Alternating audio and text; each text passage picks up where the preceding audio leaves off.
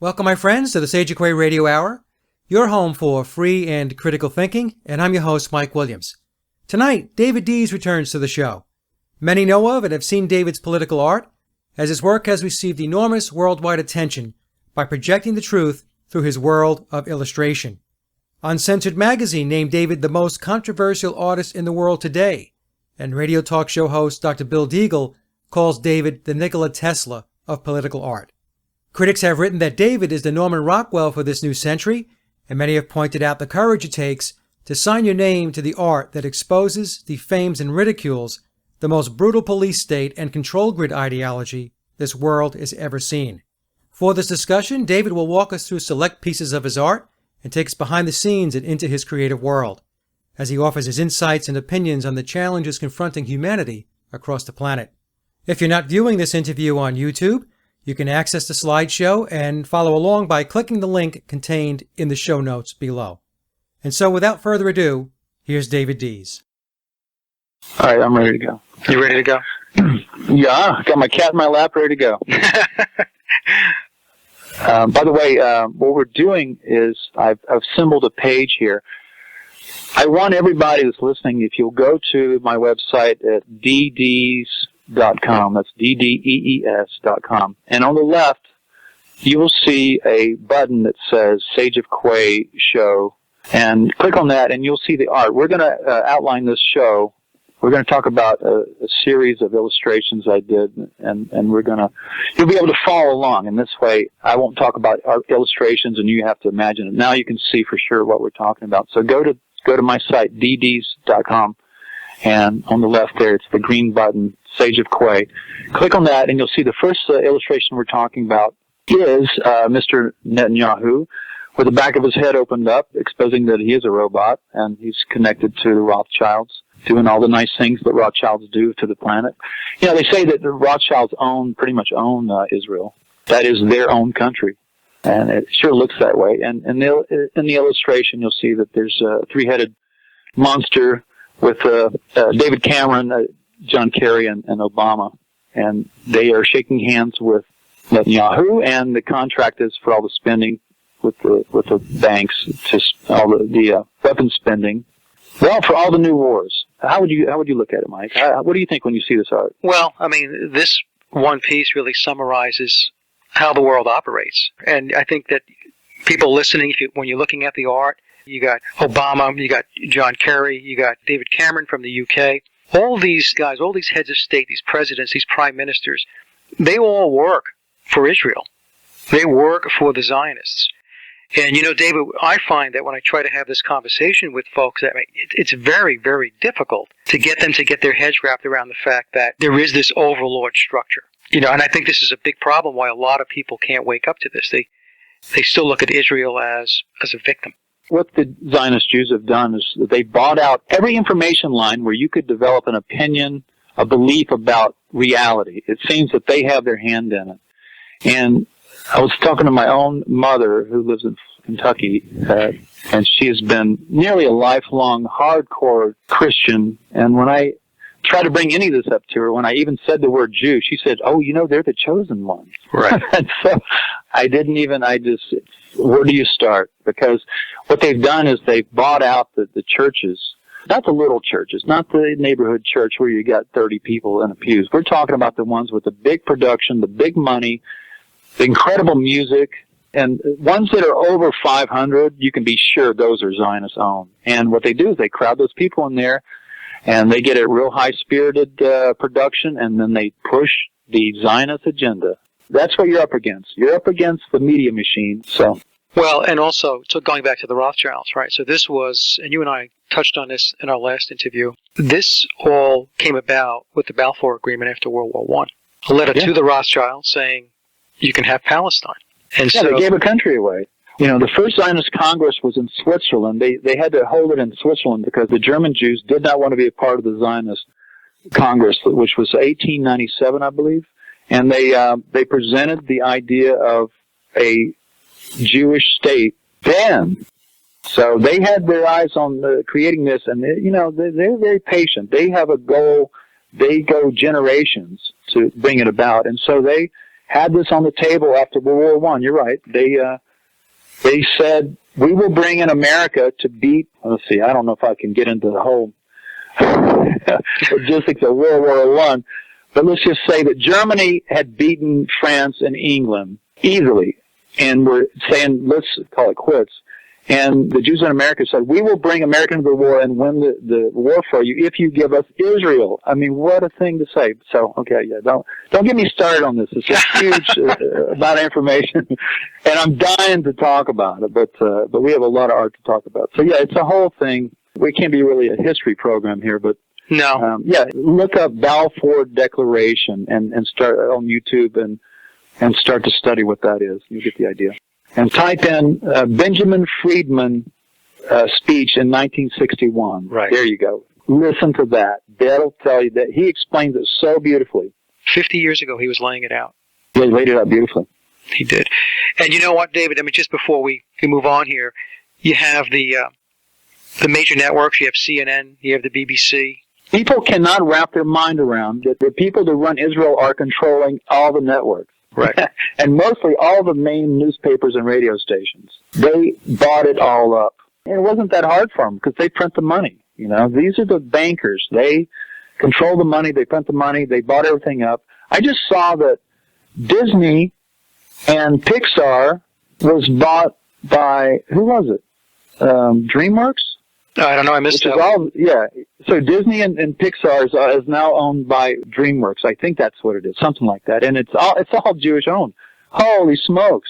Yeah. Everything you see, read, and hear is piped through with an agenda. So it's a new world order. So. Well, and a lot of people believe that the only thing that the Israelis want is Israel.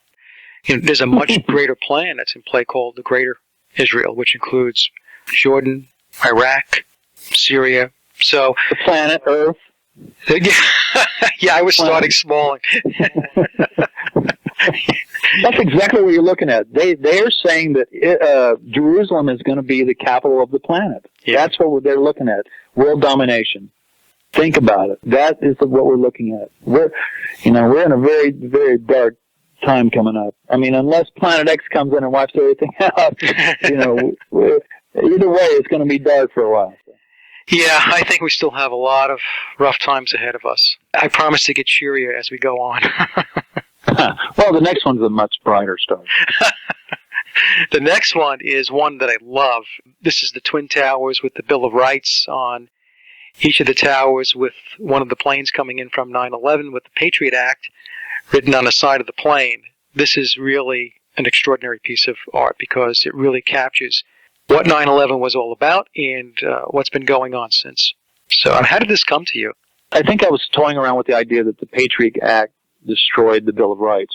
And then that's how it came about, is that I was looking at how it did that. But this piece, when I came out with it, Aaron Russo, the great Aaron Russo, contacted me, and I became friends with him. We talked on the phone many times, and he loved this piece, and I did a large print of it, and he had it framed over his fireplace. So this is... it's a great piece. Yeah, it's a great piece. It's the Patriot Act was written obviously far before 9/11, and they just used 9/11 to bring it in. Right, and for the folks that are listening, the Patriot Act has nothing to do, absolutely zero to do with patriotism. And I've had many discussions with folks, David, asking them to please take a look at the Patriot Act, because they're still brainwashed and programmed into believing that because it says Patriot on it, yeah, I know, that this is a good thing, So yeah, they have a way of wording whatever they want to bring in.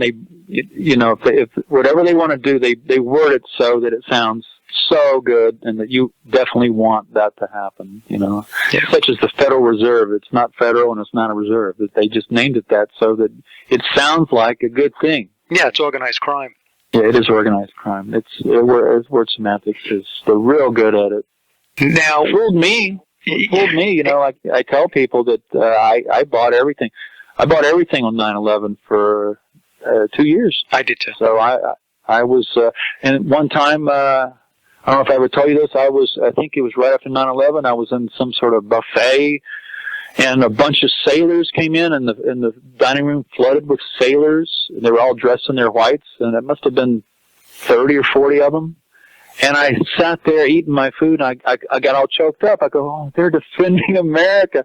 And I almost in tears, I looked at them, and I even had my picture made with them outside. I was so patriotic. Oh, gee. So, well, you know what, David? They're just as duped as everybody else. I mean, they still think they're out there fighting the good fight, that they're fighting for democracy.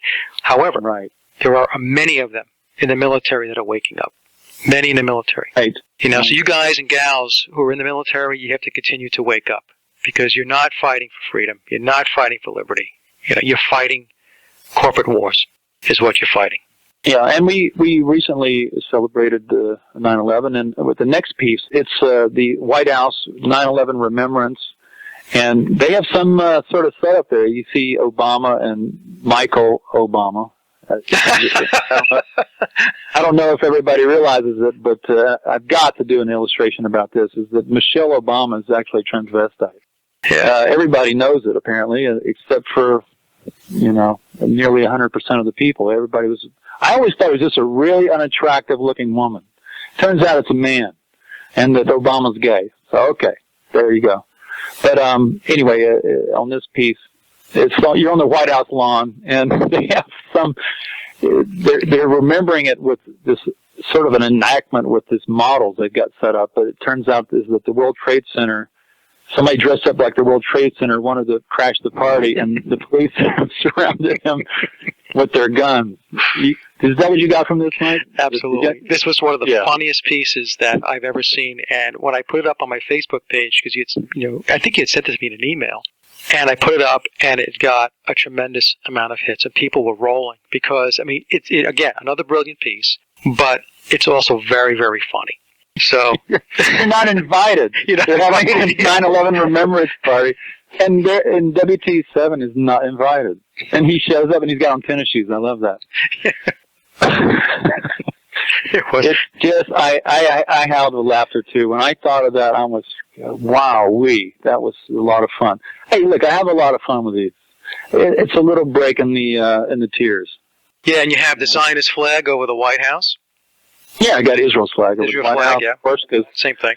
They pretty much taken over the government, and that's the great thing. Not no one, but people that are not awake to this, you say anything about Israel or the Jews, holy smokes, Yeah. It turns out, you got to type it in, find out what we've been taken over just by that sort of mindset.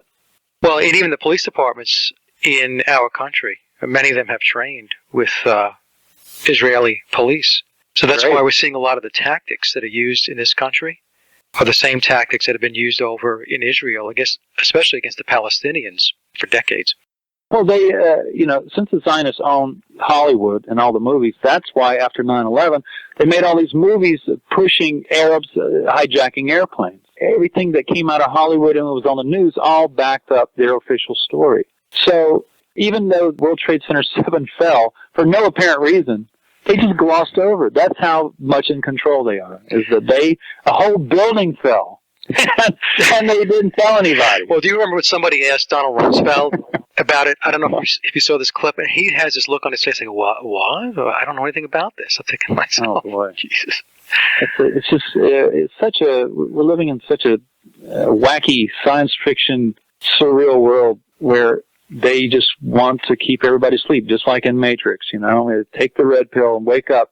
It's so great in that movie. I got to watch that again. But when he comes out of this, he's in the pod and he throws off those tubes, and he comes out of that slime and he looks out, into that. Well, you remember. Yeah. All right, next one. Yeah, next one you have Ebola Falls.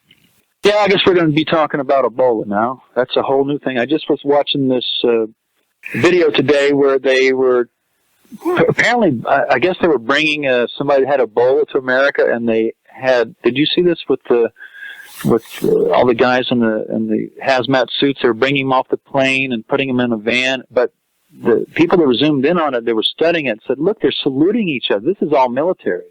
And then this fellow who made the video, he apparently is some sort of a medical technician. He was zooming in on the body. There was supposed to be a body in there, and he was pointing out all the things that are wrong with this. Is not the way you transport somebody. He said everything looks Look at everybody. Everything looks totally fake.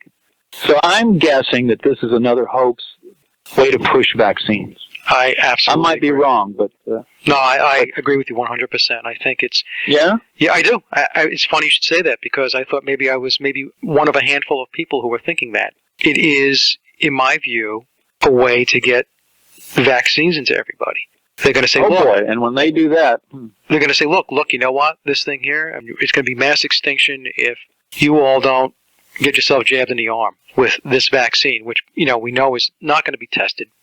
Not that it matters, because, they don't really care about whether you live or not. It's just injecting you with all kinds of poisons. But that's where I think it's going. I really do. Or nanotechnologies. Or nanotechnology.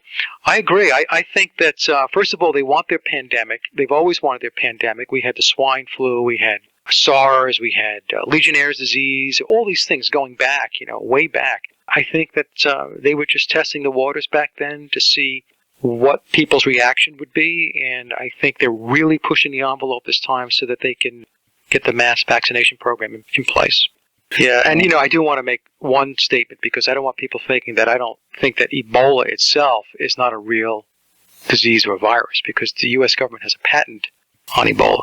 So my belief is it has been created in a lab. Oh, I didn't know. They have a patent on Ebola? Yeah. I didn't know. I did not know that. Yeah. So, that would lead you to believe that, it's created in a lab. It's been, it's genetically engineered, and yeah. Wow. So, is it real? Yes, it's real. The question becomes, to what degree is it as pervasive and rampant as they're playing it up? That's the question. On this art, I was toying with the idea of how I could show Ebola, what was happening in Liberia. I looked at the photographs, and it was horrendous. It just looked like a hellish sort of situation with all these people and living in squalor and having this horrible disease and showing, this bleeding from every orifice. So how do you approach illustrating this without words? And that's what I've done. What I did is I turned it into almost a cartoon of, there's so much blood coming from Ebola is that it's causing a river. That was my first idea, to have a river of blood, and then push it even further, have a waterfall. You see the waterfall to the right. A waterfall. Behind the sun. Yeah, I got the waterfall there with all the bodies coming over. Yeah. And all the bodies floating by. And then, I hope everybody's with me on this page. I show the patient. He's in really bad shape. But the guys, the health workers that are dressed up in their suits, one is offering him a Red Bull, which struck me as funny, is that, their slogan is something about, brings up your energy. And the other one is offering him some medicine in a medicine bottle. I think he's way past that. And I threw in a few nice pieces like the tourist binoculars. I don't know what you call those. A tourist telescope, I guess. Yeah. So that they can look off into the scene. And there's a sign that says Ebola Falls, and that's where all the bodies are coming across. So. And you got the guy's eyes wide open on the right there. Yeah. That kind of lightens it up. Yeah. The interesting thing about this piece is that I was able to take a subject that is almost unconfrontable and make it so it's easy to look at. Even though it seems horrific, it is a very funny piece to look at. And I can look at it all day. But I couldn't look at it if it was an actual person there that, was experiencing this. And it was very dire situation. This is it becomes cartoon. Even though it's photographic, it's rather cartoonish. Yeah. So that's what I do, is I take the art and I'm able to present subject matter that most people would turn away from, and then they can fixate on it and study it and learn from it things that they would normally not be able to confront. I think that's an interesting phenomenon of illustration like this. Now, David, when you did this illustration, like the little boy that has the Ebola, was this something that a picture that you got off the internet? It's totally created. Okay. There was no little boy there. It was, I think there was a patient there, but I reworked it so much that there's not much left of him there. I just rebuilt. It's about 10 different pieces and then painted into. So. Well, then I think that moves us into Mr. Obama. Yeah, the next piece is Obama in a hazmat suit, and he's behind the president's podium, which says the resident of the United States instead of the president. And he's reading from the teleprompter, and he's saying, Fukushima, Ebola, what, me worry? And he's kind of got a smile on his face, and he's got a smiley face on his hazmat suit, while he has radiation flying around him and also Ebola. Yeah, and the stars that you have on the flag. Yeah, the stars of the American flag behind him are Stars of David. Yep. And he's got the radiation symbol and also the biohazard, right? Right. Yeah. Now, this is an excellent piece also. And I mean, just really, the piece calls out that this whole thing is just, it's like a bizarro world. It's just the whole world is upside down. The world's upside down, and here we are. And here we are. So we were talking earlier, we were complaining before we came on the air here about something, and I said, we don't have the right to complain because they say that if you have a refrigerator and a closet of clothes, you're doing better than 70% of the rest of the planet. Yeah. Which is, you step back and you look at that, just that thought, it's amazing. We walk around thinking that, there's never been a war here, since the Civil War. Well, we're under attack right now so horribly, with the slow kill methods of a war. We're under direct fire from all the different forms of silent weapons for quiet wars. You know that. No, we are. We're under attack. We have, like you said, the silent weapons, such as really the next piece, which is the Wi-Fi and... Oh, is it the next piece? Okay, next piece, you have the microwave radiation, and yeah. Did you want to go there? Yeah, the next piece is, you'll see it's a classroom with a bunch of kids I found a photograph. I didn't know they even had this, but there was they had a classroom full of computers, and so the kids were on the computers. I had to rebuild the whole illustration. All these kids were not there, and it took about 30 or 40 photographs to build this one piece. So there was not really a room like that. But the kids are all subjected to this Wi-Fi radiation, which I think Obama wants to make. He wants to Wi-Fi the whole country for sure. I mean, they would love to do that because what it does is bathe you in this radiation, and it's causing very terrible health effects. And I think in England that they've outlawed Wi-Fi in the schools now. Did they really? Yeah, so that'll tell you a little something about what they understand. Of course, here they're trying to put it everywhere. But that's a good example of what they call a silent weapons for quiet wars. There's a PDF called this, just that.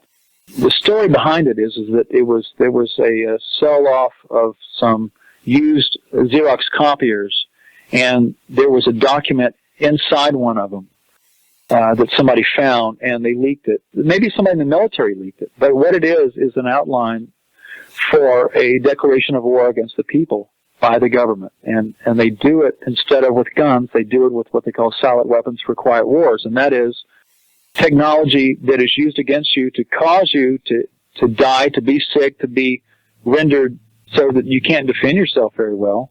Certainly you're weakened.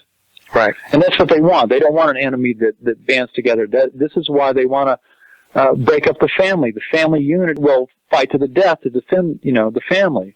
But what they did is, let's destroy the family. And what they did is the agenda is through television. It started in the early 70s, or the 60s, 70s, is that all the sitcoms on TV, they started pushing the ideas that the families were fighting. You didn't have healthy families anymore. You didn't have strong family units anymore. You had all in the family. You had everybody was fighting. A lot of sitcoms were built around one parent families. Anything to break up the family unit. So that's a good example of one of the things on their agenda. You're absolutely right that they did that. And I remember growing up, maybe you had the same situation. My father worked, Mom didn't. Mom stayed at home, took care of the family. There were 4 of us. But very, very few families can do that today. Most households are a 2-family income. And right. Both parents are working many hours, which means that the children are away from their parents and their parents' guidance. Kids are in preschool, they're in daycares. Basically, they've taken the children out of the hands. State subsidized daycares, which once the state starts pushing the money, you can be sure that they are presenting things to the kids that is on the agenda. Yes. And children have become pretty much wards of the state. Also, they get to feed them, all the MSG and the aspartame and the GMOs and all the foods. And once they got them in the government schools, they put them on the drugs. It's total control. You lose your kids. That's why they want to outlaw in Sweden. They're trying to outlaw homeschooling. They're trying to make it illegal to homeschool in Sweden. I lived in Sweden for 9 years. I could see a real difference in the society. They look the same, but I could see very interesting behavior. And after 9 years, I figured it out somewhat. And it was all programming in the schools. And the Swedes would tell me about some of the classes that they were forced to take and some of the philosophies that they were pushed. And it was all designed to limit their reach. Swedes are very shy, and that's by design. It's not like they're naturally shy. It's that they've been taught to be shy, to be afraid of each other. So it's a very effective way to control societies. There's a very low crime rate. I remember in Sweden, you walk around middle of the night, you never had to worry. I never saw any violence, never saw anything going down. Of course, now they're flooding in all the immigrants, all the Arabs are coming in, and I still didn't see much violence at all. But I did hear in the bigger cities they're having some crime rates really skyrocket from Yeah, well, because they created the conflict. And before you had mentioned that they're trying to get Wi-Fi throughout our own country. I would argue that it's already here with all the cell towers and everything else. You can't drive a quarter of a mile where I live, David, without hitting a cell tower. Just all over the place. What I understand about cell towers is it's a delivery system. It's not just about the cellular phone. It's way more than that. What's built into that tower is things that we got no concept about, and in controlling people's minds. Right. I don't know what it's called. I don't know how it works, or who exactly is doing it. But that's what I do understand is that is another delivery system that is set up, and at some point they'll be able to suppress you electronically. It's an electronic grid system they've set up, and notice they built so many of them. It's almost like a blanket all the way across the country. Yeah, and I see them where I live, next to hospitals, next to police stations. Oh, great! Yeah. And the next piece, speaking of cell towers, is I'm going to repost this for this Halloween coming up. It's you're at the door. Halloween treaters have knocked on the door. You open the door, and what do you see?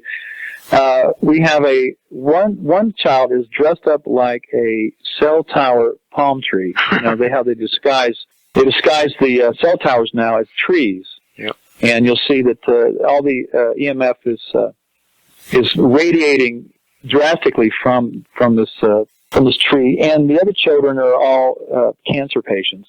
And one has a button that says Kids Cancer Club. He has his cell phone. Has a cell phone. He has a nice tumor on his forehead there. It's interesting. A couple of weeks ago, we had run into some friends, and they had a grandchild there. The kid could have been more than 4, 5 maybe. And he had a phone. And the grandparents were going on and on about how intuitive that this kid is with this phone and everything else. And I was just shaking my head. I'm thinking, you got to be kidding me. Oh, man. You've got to be kidding me. Yeah, because, a kid's skull is very thin compared to an adult's, and that's apparently the thickness of your skull blocks it a little bit, but a kid is just paper thin in comparison, and so that's why you should never have, Wi-Fi around kids. So, well, people tell me I'm very thick, so hopefully I'm well protected. Well protected. But, I hardwire everything in my house. I don't have Wi-Fi. I don't have any... oh, okay. No. Yeah, everything is wired. I don't have any of this radiation around me. Because I got one of those radiation detectors, and you'd be amazed to see how much comes out of these phones. So I just, everything's hardwired. Okay. And then you have the little girl has a Miley Cyrus hat on. What were you kind of communicating there? Have you seen, I just pulled some photographs of Miley Cyrus in concert, I think in South America. She's on the stage with her legs apart and bending over, and like a stripper. Yeah.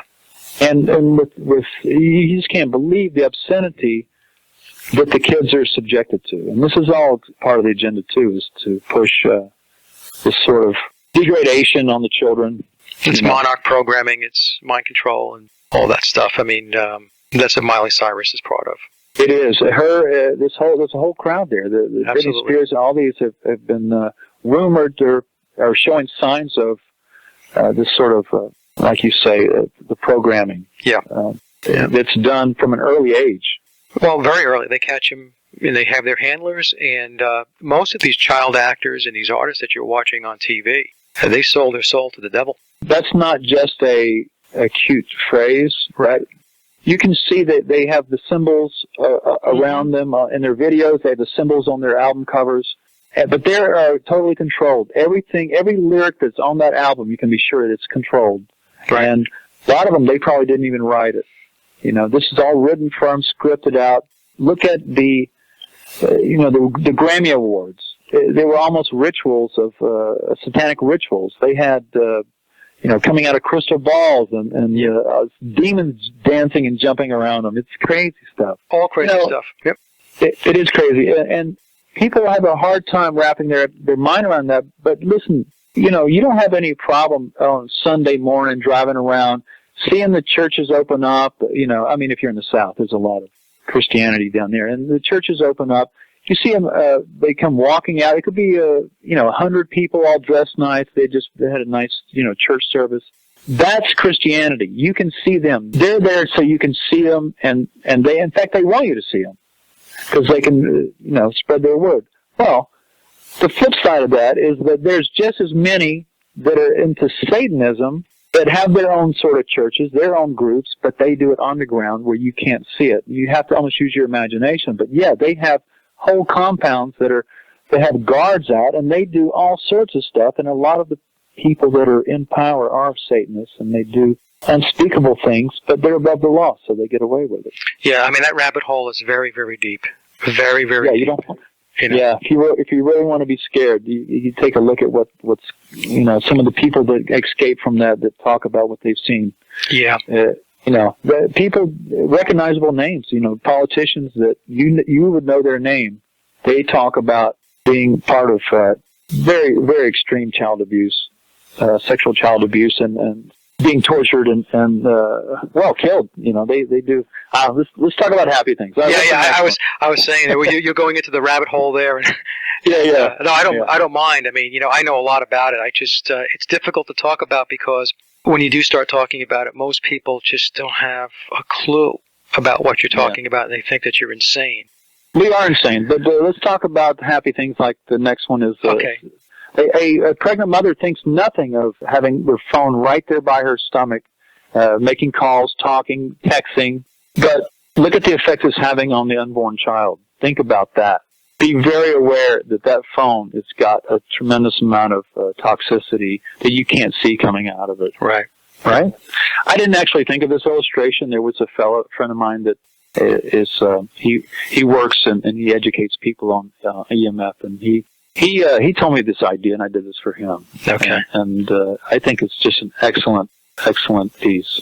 It is an excellent piece. The thing about your art is that the pictures are worth 1,000 words, and it gets people to start thinking. My book works real good for that. Let's tell them where to get my book. Yes. See my book. Yes, let's do that, because the book is great. Yeah, go to my site, dds.com, and you'll see there's a button on the left says the book. Click on that, and there's photographs. Open the book up, and you can see inside it. It's got 114 illustrations. Some of the ones you're looking at here, it came out a year ago, and it's a product of 6 years of work. I mean, I took the best of the best and dropped them in there. Really, the cherries off the trees. And it's a very powerful book for waking people up. Be given as a gift. And the people that aren't awake, my friends tell me that the people that bought the book, they say even people that aren't awake love the book. Even if they think it's funny, like hilarious. Even if they're laughing at chemtrails, like that's not real. Yeah. They still enjoy it because it's fun to look at.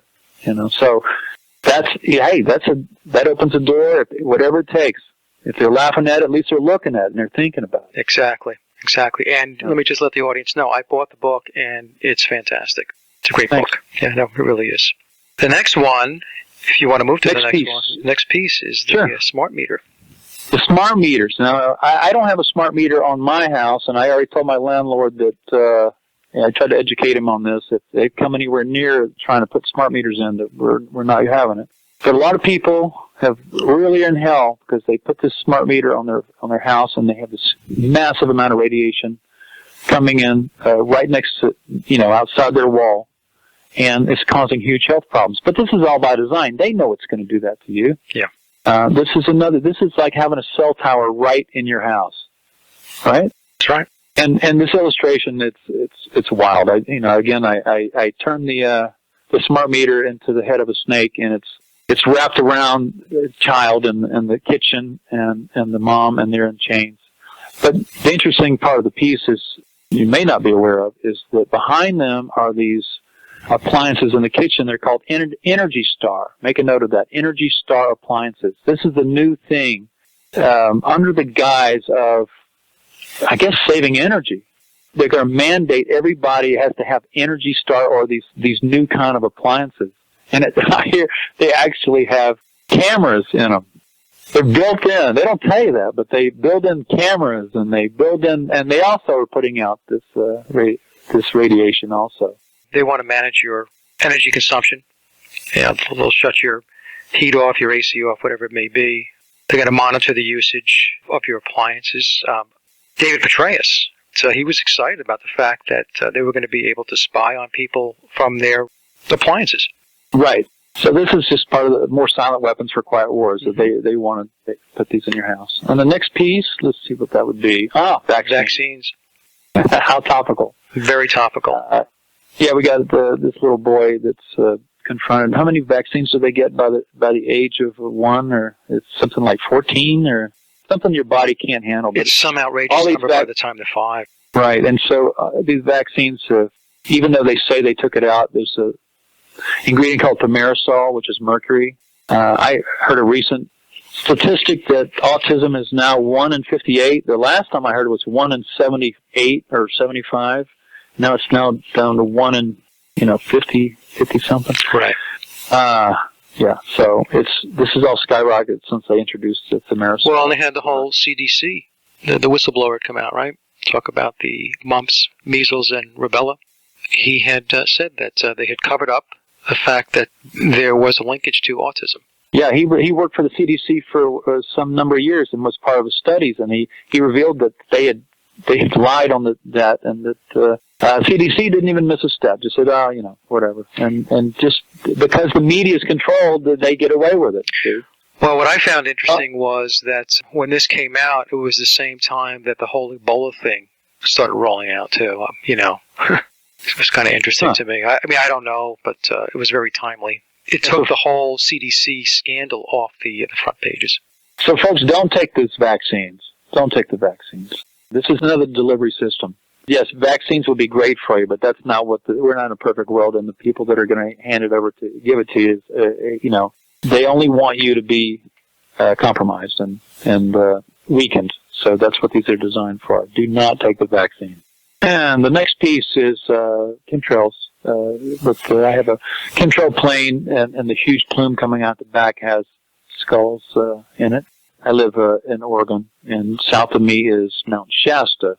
And if you know, now we're talking about really a pristine part of the planet, way away from any population, away from cities. Northern California is just a miraculous piece of scenery and land.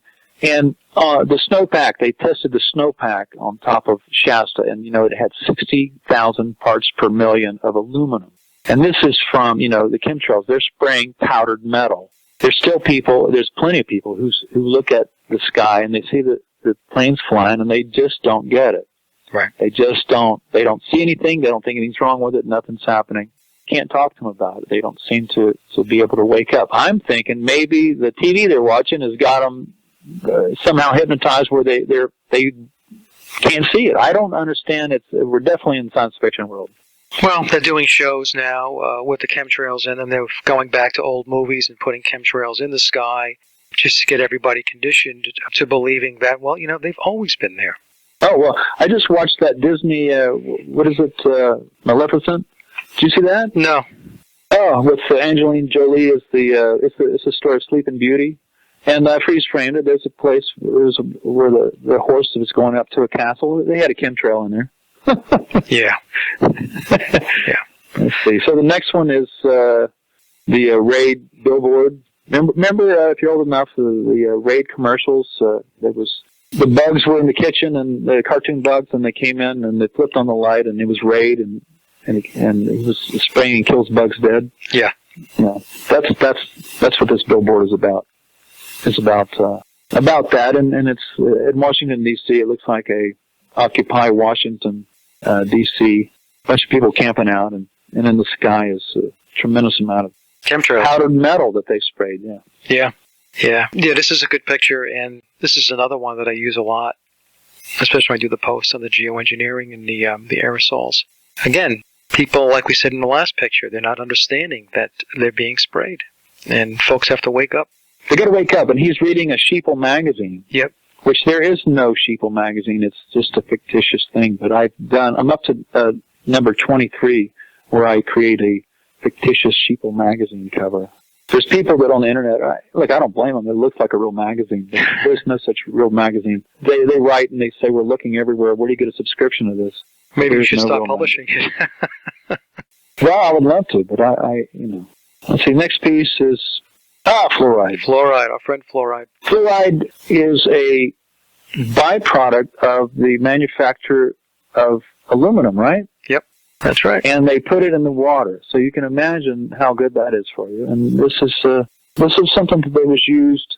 I think the first thing that we heard about it was in the Nazi concentration camps. They would put it in the water to keep all the prisoners very docile. Right. They had to use a lot less guards when they had fluoride in the water, and that's why you see America is forcing fluoride in their cities. Even if you don't drink the water, you're still taking a shower with it. That's right. It's in your shower water, and it's in the bottled water also, by the way. Is it? I didn't know that. Yep. I guess it would have to say fluoride free. And if it's not, it's the plastic from the bottle you'll get you. Yeah. Yeah. I mean, this is another piece of art that I use a lot. I put a lot of articles up on the blog about fluoride, and just a little tidbit here that The Lancet, which is a publication by Harvard Medical School, recently, I guess it was last year, classified fluoride as a neurotoxin. So there you go. It's there. It's a neurotoxin, yet it got no airplay, and the fluoride continues to be put in the water. Yeah, it's controlled media. Unbelievable. Yeah, we don't have it here in my town. They got it out, so we don't have it here. The next piece is originally my concept for that is I said I wanted to do a zombie eating, at a table with all this food in front of him, and that was my zombie. Turns out the zombie is obese. Yeah. So, and he has aspartame cola, and he has MSG burger and MSG fish fillet, and genetically modified French fries, and some fluoride water, and a little Prozac on the side. Yep. So. Yeah. That was a popular piece. This is what we were talking about earlier, where it's all this contamination, it's all this poison. It's really to break down the mind-body dynamic and make people docile, make them apathetic. To a large degree, it's working very well. It works real well. And I've been studying some new philosophy called Abraham Hicks, and I would recommend this to anybody. Just on YouTube, type in Abraham Hicks, Hicks. If you want to have some very interesting look on philosophy and life. But we're talking about that the other side, I don't know if you're so much into, the non-physical world of beings. Well, I feel like we're surrounded by them, and they're always trying to help us and influence us. But, you cut yourself off completely as soon as you get toxic. The fluoride calcifies the pineal gland, and they say that the pineal gland is the third eye, or the connection to the spiritual or the non-physical.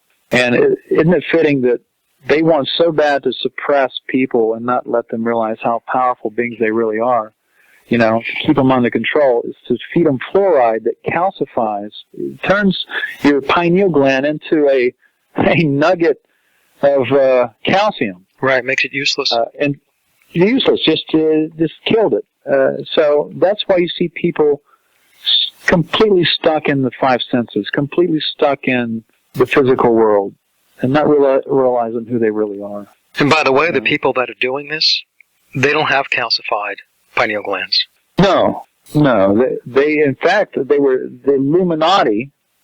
The illuminated ones apparently have some sort of, I don't know, what do they have? What could they possibly have? Because they sure don't look like they have any higher philosophy or technology, spiritual technology, do they?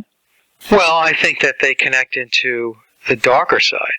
There are beings and energies and spirits that, they're not all good.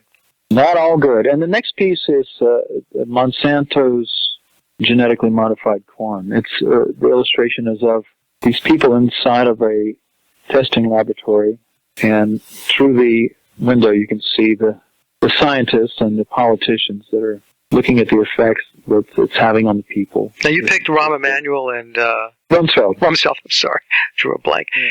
What was the reason for that? Any particular reason? They were just on the news at the time as being, jerks that they are. Okay. And working for the, they're all both Zionists that are working for the agenda. So I figured they just stop by to make sure that everything's going as planned. And they say 90% of the corn in America is now GMO. Right. Rats that eat it, they either die or their offspring is sick, and they can't have children. Yep. So tumors, and the biggest thing with GMOs that people should be aware of is it creates new allergens. And what I explain to folks, David, is this is why there was an advent of prescription allergy medication that became over-the-counter. It wasn't coincidence. So if you noticed, when I was growing up, people weren't walking around with a lot of allergies. No. Right? Today, everybody's running around saying, I have allergies, and everybody's buying allergy medication. Anyway, so the major side effects of GMOs is allergies, new allergies. Yeah. Also, the white corn, apparently they have not designed the GMO in white corn. So I buy white corn. Oh, okay. Did you know that? No, I didn't know that. Yeah, white corn, you type it in. White corn is not GMO. So if you want to still eat corn, the only way you can really be sure that you're not getting GMO is to eat white corn. And they do, this market that I buy, they kind of have healthy stuff. They only stock white corn. Okay, well, that's good to know. The next piece is more GMO. I show this, the corn has teeth now. That's an old piece. I found that was one of the first pieces I did back in 2006. Oh, okay. It seems like every piece is different. You never know, how it's going to come out. That's the great thing about doing the art. Is this something that you do every week, every day? Now I'm down to about one a week or one every 2 weeks. Okay. Does this get in the way of your paid work? In other words, what I'm saying is they don't like your politics. They don't like what it is. Oh yeah. I had a 13 years with Sesame Street, and then I came out with all this anti-Zionist stuff, and they got very upset that my name was attached to theirs, and they asked me to take their name off my website, and I just refused, and I just disconnected from them. Okay. Yeah. So no, the Zionists don't want to do anything with me, and I find there's whole conversations about me on the internet. It's fun to find them, but I see people talking about me, and is that right? No. Right. Sometimes it's good, and sometimes it's bad. But it's like walking into a conversation and into a room where somebody's talking about you. It's fun. I don't care how bad the things they say about me. I can see both sides. Because I had a lot of very, very Jewish friends for many years, and I haven't seen any difference. I didn't know anything that was any different than anybody else. I never was always confused that why would anybody care. I didn't, and then I stumbled into Zionism and discovered about Judaism and the Talmud and all these things, and I realized there's a huge difference. Yeah. Now I'll be friends with Jews that are not Zionists, or I won't be friends with even anybody that's a Zionist. If I get into talking with them and they're Zionists, I go, okay, gotta go. Yeah. Adios. Well, that's the thing too. You're touching on a very important point because not everybody is a Zionist. I know people that just go after everything is going after the Jews. That's not something that I subscribe to. On the other hand, don't think that Judaism is the same as the other religions. I know. It's not. It's a very elitist, very... Well, they're the chosen ones. It's the chosen ones, but they have an agenda. Yeah, what I'm saying, though, David, is, there are folks out there, they're not practicing. You know what I'm saying? I mean, You're not practicing, right? right. That's what I'm saying. You know, they were born. It's very confusing. You know, is it the blood, or you know, is it Jewish blood, or is it a religion? You know, so Right. That's another can of worms we don't want to get into. Yeah. So, all right, the next piece. But it does lead us into the next piece. The best way to get out of this wormhole we just fell into is the next piece, which would be which is the we have Bilderberg 2012. Yeah, that's one of my favorites. Yeah, that's a good one. The idea I had was, they were talking about Bilderberg was coming up. I was thinking, what would that look like? And so this is my take on what they're doing in here. It's the podium is built out of the Georgia Guidestones, and which one of the tenets is maintain humanity under 500,000. And then there's a hologram of Earth on stage there, the police robot that they designed. Yeah. So one day I'm pretty sure that we're going to be confronted with robots in the street, and I'll bet there will be police robots that will be rolling around. They might not look like that, but you can be sure there's going to be some police robots tooling around. And there'll probably be a law if you kick it, you go to jail or something. Yeah. Or if you look at it or bump into it or do anything. It probably won't look like humanoid. I don't know. What do you think it would look like? I don't know. I don't know. I mean, it could be mobile type of surveillance where it's taking pictures. So who knows? I mean, you take a look at New York City. I mean, they're just about there. Yeah. On this piece, though, at the very bottom of the pyramid, you have thank you, and then it looks like you have, is it Satan? Yeah, thank you, Satan. Barack Obama was doing this whole thing. He was leading these children saying, yes, I can, yes, I can. Everybody's saying it, yes, I can. When they played it backwards, he was saying, thank you, Satan. What are the chances that yes, I can played backwards is thank you, Satan? Yeah. Holy smokes. Is that the weirdest thing? Well, they claim there's a lot of that stuff in music where it's played backwards and these phrases come out. Yeah. Yeah, but that was one of the clearest I ever heard. Yeah. Go to YouTube and type in yes, I can, thank you, Satan, and take a look. Anyway, next piece. Yeah, problem, reaction, solution. There's a problem, the people react, and then you give them the solution. And in this case, it was a guy at the school on Prozac shot up the place. Reaction is pass a law, take away all the guns. Right. So that's what they do. They want something to happen. If they want to take away guns, they don't just take away the guns. You have to create the problem, then the reaction, so the people go along with it. Hey, in the lower right, it looks like an album or something that you have, or a CD cover. Yeah, that was, one of the first ones I ever did, and I just was trying to be witty or smart ass, and I stuck in a Guns N' Roses album. Okay, all right. Because, our slang for Guns N' Roses was always called them guns. Right.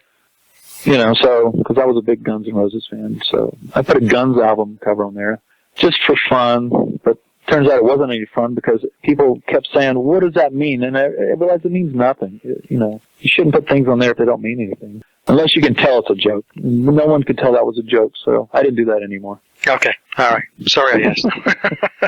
Yeah. The next picture you have is Everything is Okay, and it's obviously the mass hypnosis through the media.